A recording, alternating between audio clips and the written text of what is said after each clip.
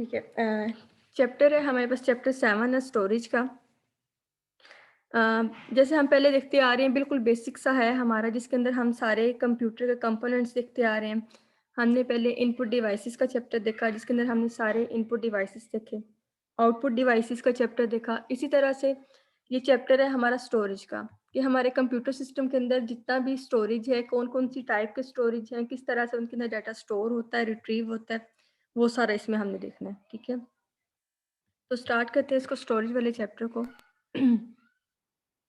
Storage holds data, instruction and information for the future use. अब हम storage use ही क्यों करते हैं? स्टोरेज इसलिए यूज करते हैं कि हमने कंप्यूटर के ऊपर कोई ऑपरेशन परफॉर्म किया, उसके रिजल्ट्स या तो हम स्क्रीन के ऊपर शो करवा देते हैं, और अगर हम ये चाहते हैं कि यही वाले रिजल्ट्स हमें बाद में भी चाहिए, तो उनको हम अपनी मेमोरी के अंदर स्टोर कर लेते हैं, अपने स्टोरेज के अंदर स्टोर कर लेते हैं, ताकि इन फ्यूचर हमें दोबारा से ये सारी कंपटीशन परफॉर्म ना करनी पड़े, और वहाँ पे जो रिजल्ट्स पहले से बने हुए हैं उन्हीं को हम लोग यूज़ कर लें। A storage medium A storage medium is the physical material on which a computer keeps data, instruction and information. ठीक है, अब ये स्टोरेज मीडियम क्या है? आपके पास फिजिकल मटेरियल है, आपके डिस्क हैं, आपकी हार्ड डिस्क वगैरह, ये सारे क्या हैं? फिजिकली होते हैं, एग्जिस्ट करते हैं। इनके अंदर क्या है? हम अपना जो है एक लार्ज अमाउंट ऑफ डाटा और for a long period of time. ठीक है, एक तो डाटा भी ज़्यादा है और इसको फिर एक लॉन्ग पीरियड ऑफ टाइम के लिए हमने वहाँ पे जो है मेंटेन करना होता है। ठीक है, ताकि वो जब भी हमें सालों बाद भी उसकी ज़रूरत हो तो हम वहाँ से उसको एक्सेस कर सकें। यहाँ पे ये डिफरेंट आपको स्टोरेज नज़र आ रहे हैं। ठीक है, डिफरेंट किस्म के हमारे पास फ्लैश है, फ्लॉपी हैं, डिस्क हैं, ड्राइव्स हैं। ठीक है, वो सारे हम लोग यूज़ करते हैं। डिफरेंट उनकी स्पीड्स होते हैं, डिफरेंट उनके जो है क्राइटेरियाज हैं। यहाँ पे अब स्टोरेज की कैपेसिटीज बताई गई हैं। ठीक है, कैपेसिटी क्या होता है? Is the number of bytes a storage medium can hold. Capacity हम कहते हैं कि हमारा जो स्टोरेज है उसकी कितनी कैपेसिटी है, उसकी कितनी कैपेबिलिटी है, वो कितने डाटा को अपने अंदर स्टोर कर सकता है। ठीक है, तो यहाँ पे बताया हुआ है,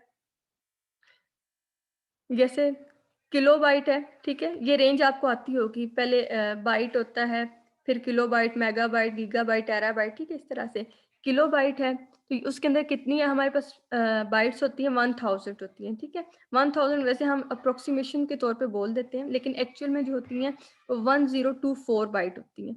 ठीक है, इस तरह से इनकी हायरार्की है। ये पहले भी डिस्कस हम इनको कर चुके हैं। ठीक है, किलोबाइट होता है, फिर मेगाबाइट के अंदर कितने होते हैं, गीगाबाइट के अंदर कितनी बाइट्स होती हैं। ठीक है, तो ये सारी होती हैं जो कि हमें पता होनी चाहिए, फिर ही हमें समझ आती है कि ये स्टोरेज हमारे लिए ज़्यादा अच्छा है, इसके अंदर हमारे पास जो ज़्यादा डाटा स्टोर हो सकता है।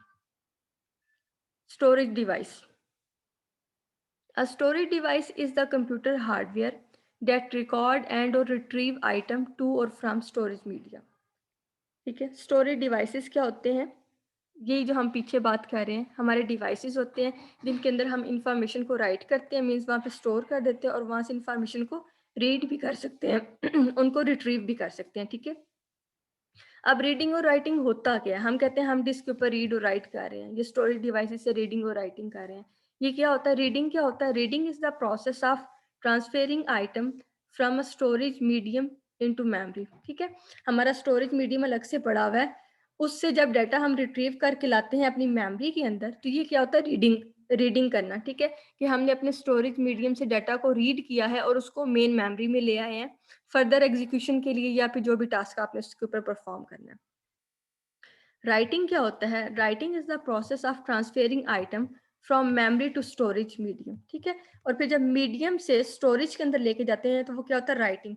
तो असल में अगर हम अपने स्टोरेज से रीड कर रहे हैं, ठीक है, डाटा को ले रहे हैं, तो वो रीडिंग होगी, और अगर स्टोरेज मीडियम के ऊपर हम डाटा को स्टोर कर रहे हैं, राइट कर रहे हैं, तो वो हमारी राइटिंग होगी। ठीक है, तो स्टोरेज मीडियम से मेमोरी के अंदर लेके आना क्या है? रीडिंग, मीन्स हम स्टोरेज से रीड करके लाए हैं, और अगर मेमोरी से स्टोरेज के अंदर रखवाना है तो ये क्या होगी? हमारी राइटिंग होगी। ठीक है, कि हमने इसके ऊपर राइट कर दिया स्टोरेज के ऊपर। तो इस तरह से रीडिंग और राइटिंग परफॉर्म की जाती है स्टोरेज के ऊपर। Access time. एक्सेस टाइम क्या होता है?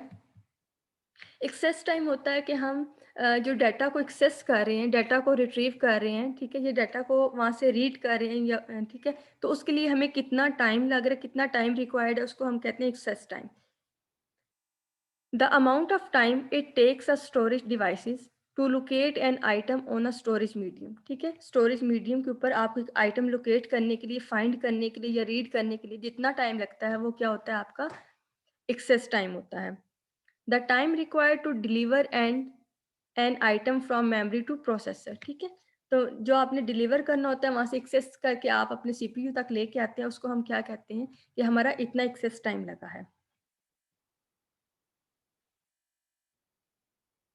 Hard disk. अब हार्ड डिस्क क्या होती है,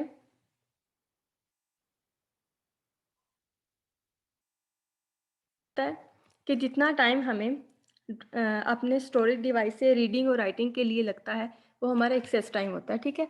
हमारा जो है डाटा पड़ा हुआ है अपनी ड्राइव के ऊपर, वहाँ से हमने रीड किया है डाटा, तो उस रीडिंग के ऑपरेशन पे हमें कितना टाइम लगा है वो हमारा एक्सेस टाइम होगा, ठीक है, कि डाटा को एक्सेस करने के लिए कितना टाइम लगा है।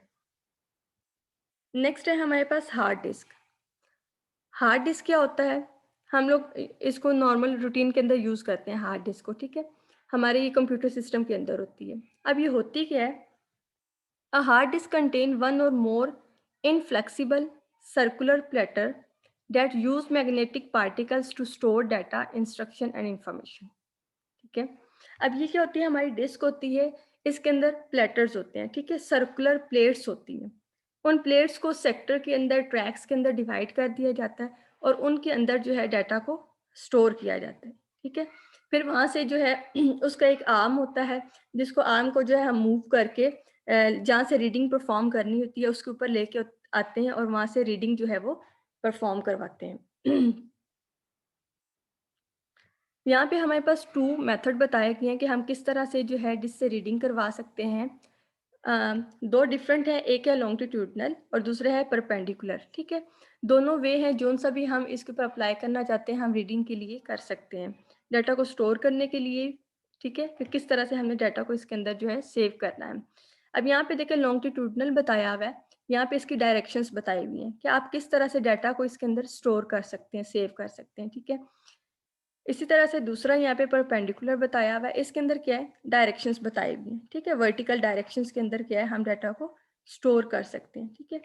तो इस तरह से, जिस तरह से फिर हम इसके अंदर डाटा स्टोर करते हैं उसी तरह से फिर इसके अंदर से डाटा को रीड भी कर सकते हैं। आगे इसके आएंगे कि हम डिस्क को डिवाइड किस तरह से करते हैं, वो डिफरेंट इसके सेक्टर्स और ट्रैक्स वगैरह हैं, वो आगे मैं आपको बताती हूँ।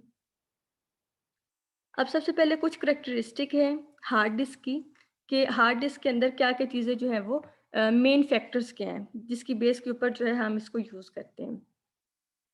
कैपेसिटी, ठीक है, कि ये कितना डाटा जो है अपने अंदर स्टोर कर सकती है। इसके प्लेटर्स होते हैं, ठीक है, प्लेटर्स जो हैं वो सर्कुलर प्लेट्स होती हैं, इनके ऊपर इनका डाटा जो है वो स्टोर होता है। रीड और राइट हेड होता है, ठीक है, जो रीडिंग और राइटिंग के लिए जो है मूव करता है डिस्क के ऊपर। सिलेंडर होता है, सिलेंडर के इसके सेंटर के अंदर सिलेंडर होता है, ठीक है। एक लॉन्ग सिलेंडर होता है जिसके राउंड अबाउट जो है ये डिस्क होती है और वो मूव करती है, ठीक है। सेक्टर एंड ट्रैक्स होते हैं, ठीक है, जैसे मैंने आपको बताया कि हम क्या है डिस्क को डिवाइड कर लेते हैं सेक्टर्स के अंदर और ट्रैक्स के अंदर। यहाँ पे दिखाया हुआ है, ये जो ट्रैक है यहाँ पे इमेज में देखें, ये एक जो ब्लैक फुल राउंड में लाइन है, ये क्या है, हमारा एक ट्रैक है, ठीक है। इस ट्रैक को क्या है, हमने सेक्टर के अंदर डिवाइड कर दिया। ये जो ऊपर है ये छोटा सा सेक्टर है, ठीक है, जो आपको नजर आ रहा है। इन 2-3 सेक्टर्स को मिला के हम क्या करते हैं, क्लस्टर बना लेते हैं, ठीक है। तो ये देखें यहाँ पे 6, 7, 8 इन 3 वालों को मिला के, ये 3 क्या थे, सेक्टर थे, इनको हमने मिला के क्या है, क्लस्टर बना लिया, ठीक है। और इस तरह इसके ऊपर इंफॉर्मेशन को हम स्टोर कर देते हैं। रेवोल्यूशन पर मिनट, ठीक है। फिर इसकी रिवॉल्विंग जो है वो देखी जाती है, इसकी स्पीड वगैरह जो है वो मेजर की जाती है। ट्रांसफ़र रेट देखा जाता है, डाटा का ट्रांसफ़र रेट इसके ऊपर क्या है, ठीक है। और एक्सेस टाइम देखा जाता है कि डिस्क के ऊपर से डाटा को रीड या राइट करने के लिए हमें कितना टाइम लग रहा है, ये हमारा क्या होगा, एक्सेस टाइम होगा। तो ये सारे के सारे जो है फैक्टर्स हैं जो कि हार्ड डिस्क के लिए देखे जाते हैं। फॉर्मेटिंग। अब फॉर्मेटिंग क्या होता है डिस्क के अंदर, हम लोग अक्सर बात करते हैं कि हम अपनी जो डिस्क है उसको फॉर्मेट कर लेते हैं। फॉर्मेटिंग का मतलब है कि हम अपने डिस्क को पार्ट्स के अंदर डिवाइड कर लेते हैं, इसकी पार्टिशनिंग कर लेते हैं, ठीक है। पार्टिशनिंग इसलिए हम लोग करते हैं ताकि वहाँ पे जो है एक तो डाटा हमारा बड़ा अच्छे और मैनेजेबल वे के अंदर जो है स्टोर हो जाए, ठीक है? उसके अलावा अगर हमने कोई इसके ऊपर विंडोज़ वगैरह इंस्टॉल करनी है, तो फॉर्मेटिंग, पार्टीशनिंग इसलिए की जाती है, ताकि ड्राइव के ऊपर एक स्पेस जो है उसको फ्री कर दिया जाए और उस फ्री के अंदर हम अपने ओएस को, अपनी विंडोज़ को जो है वो कॉपी करके फिर इंस्टॉल कर लेते हैं। मीन्स ये विंडो करने से पहले जो है हम इसको क्या है, एक क्लीन अप रूम जो है वो बनाते हैं, ठीक है? फॉर्मेटिंग और पार्टीशनिंग के through. Formatting is the process of dividing the disk into tracks and sectors so that the operating system can store and locate data and information on the disk. ठीक है? क्या है, हम डिस्क को divide कर देते हैं ट्रैक्स के अंदर और सेक्टर के अंदर, ताकि ऑपरेटिंग सिस्टम जो है यहाँ पे डाटा को स्टोर कर सके और इजीली फाइंड कर सके जब भी उसे ज़रूरत हो, ठीक है? तो इस तरह से हम इसको फॉर्मेट करते हैं और डिवाइड करते हैं, पार्टीशनिंग कर देते हैं।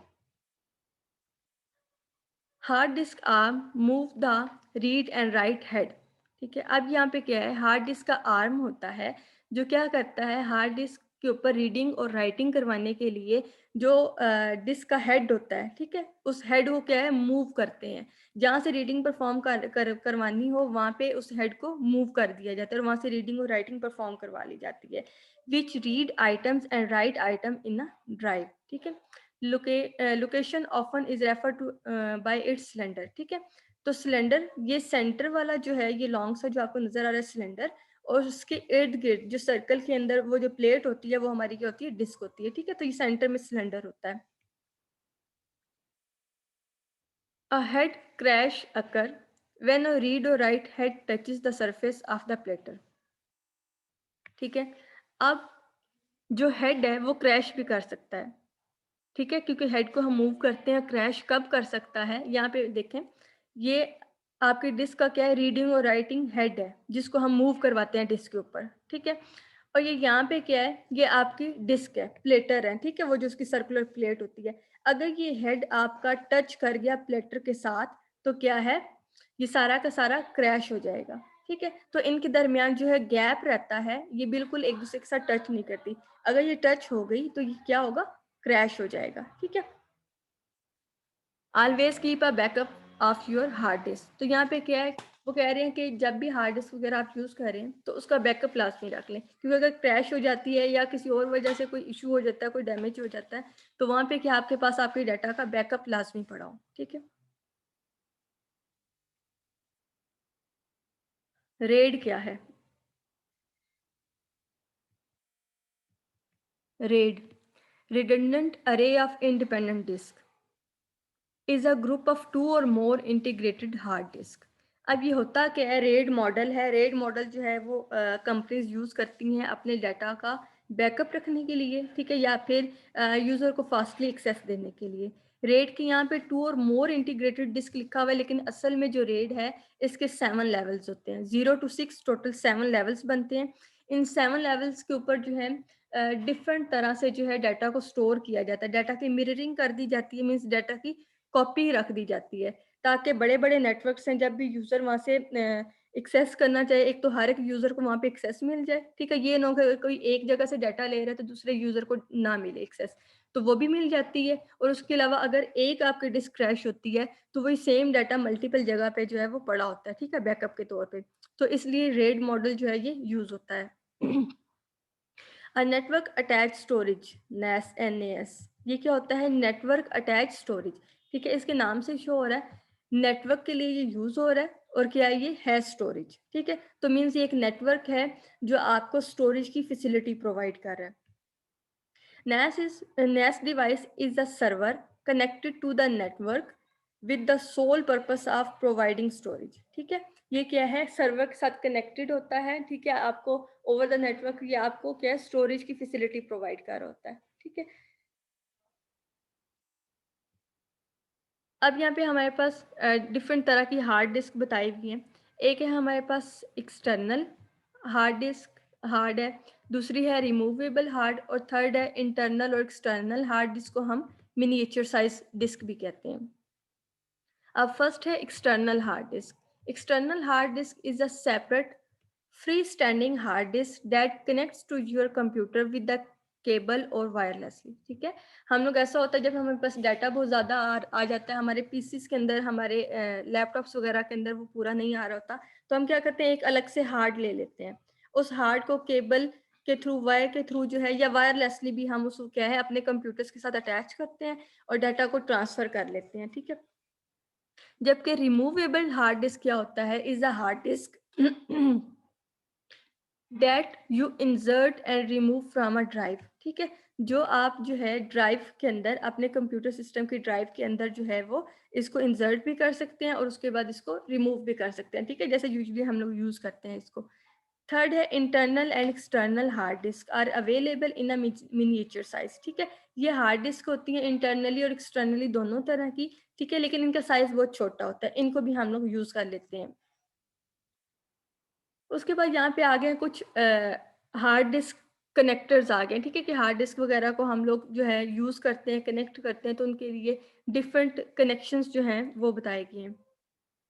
A disk controller consists of a special purpose chip and electronic circuit that control the transfer of data, instruction information from the disk to and from the system bus and other component of the computer. अब ये क्या कह रहे हैं कि computer system से hard disk के अंदर या हार्ड डिस्क से कंप्यूटर सिस्टम के अंदर जब डाटा को हमने ट्रांसफ़र करना है तो उसको किसी ना किसी बस के थ्रू करना है। बस क्या होता है, इलेक्ट्रिकल पाथ होते हैं। ठीक है, कंप्यूटर के केबल्स ही समझ ले, जिनके थ्रू हम लोग जो डाटा को ट्रांसफ़र करते हैं।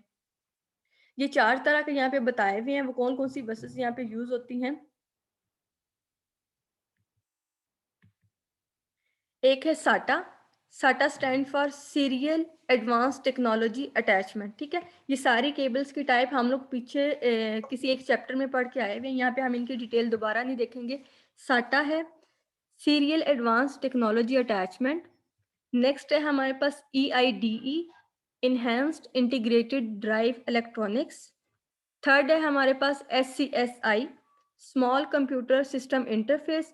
और नेक्स्ट है हमारे पास SAS सीरियल अटैच SCSI। ठीक है, मतलब यही वाली केबल है SCSI, उसकी इन्हेंसमेंट है सीरियल अटैच। ठीक है, तो ये सारी केबल्स हम लोग पीछे पढ़ के आए हुए हैं। ये सारी केबल्स बसेस के तौर पे, कनेक्टर के तौर पे यूज होती हैं हार्ड डिस्क और कंप्यूटर के दरमियान।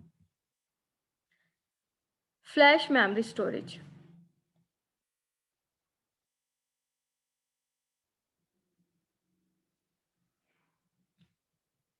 Flash memory chips are a type of solid state medium and contain no moving part. अब फ्लैश मेमोरी कौन सी होती है? फ्लैश मेमोरी होती है जिसके अंदर हमारी SSD मेमोरी होती है। ठीक है, अब SSD क्या होता है ये पहले हम देख लेते हैं, फिर हमें समझ आएगी। SSD हम कहते हैं ये वाला हमारा लैपटॉप बड़ा अच्छा है, इसके अंदर SSD मेमोरी है, इसके अंदर सिंपल वाली मेमोरी नहीं है। इसका क्या मतलब है कि SSD मेमोरी क्यों बेटर है? एक तो फास्टर इसका एक्सेस टाइम है। ठीक है, फास्टली आप इसको एक्सेस कर सकते हैं। फास्टर इसका ट्रांसफ़र रेट है, आपके डाटा को क्विकली फास्ट जो है ये ट्रांसफ़र करता है। एक्सेस भी फास्टर होता है और ट्रांसफ़र भी जो है वो जल्दी से कर देता है। ठीक है, generate less heat and consume less power. ठीक है, और इसके अलावा ये हीट अप इतनी नहीं होती। ठीक है, बाकी हमारे जो सिस्टम्स होते हैं वो क्या है, थोड़ा सा भी चलने से फ़ौरन हीट अप हो जाते हैं, जबकि ये वाली जो है ये इतनी हीट अप नहीं होती और पावर भी जो है वो लेस कंज्यूम करती है, लास्ट लॉन्गर। ठीक है, उसके अलावा इतनी जल्दी क्रैश होने वाली भी नहीं है। मतलब इसकी बड़ी अच्छी वाली जो कैरेक्टरिस्टिक्स है जिनकी वजह से आजकल मोस्टली SSD जो है हमारे पास जा रही होती है। ठीक है, तो flash memory chip are a type of SSD and contain no moving part.